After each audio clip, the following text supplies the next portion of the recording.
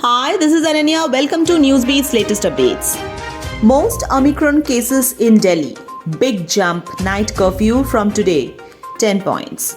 Omicron cases have been rising in the country in the wake of the wedding and festival season, prompting authorities to bring back curbs.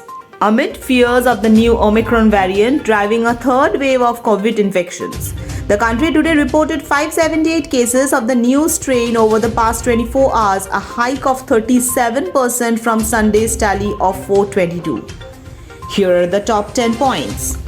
Delhi has recorded the most cases of Omicron in the country, 142, followed by Maharashtra, where is 141, and Kerala, 57, Gujarat, 49, and 43 in Rajasthan.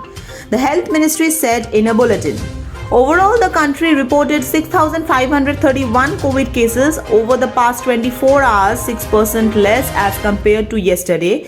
The country's active COVID caseload currently stands at 75,841.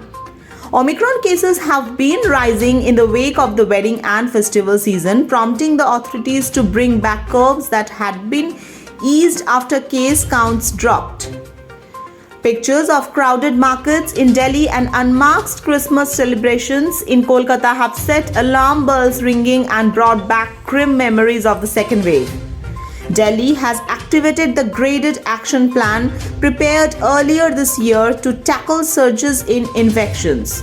From 11 p.m. today, night curfew will remain in place in the national capital. Essential services and movement of food supplies, transport from and to airports, railway stations and bus depots, and e-commerce deliveries are among services exempted from the night curfew. The decision to bring back night curfew was taken after Delhi reported 290 cases yesterday. If the spike continues, a yellow alert will kick in. If the yellow alert comes into force, operational timings of shops and malls selling non-essential goods and services will be restrained. Curbs will be put in place for restaurants and bars. Cinema halls and multiplexes, which have opened after long, will be shut again. Alarmed by the spike in cases, the Allahabad High Court has urged Prime Minister Narendra Modi and the Election Commission of India to delay Uttar Pradesh elections and stop rallies. Union Health Secretary Rajesh Bhushan has reached the poll panel's office for a meeting today. The Prime Minister has asked officials to remain alert and vigilant.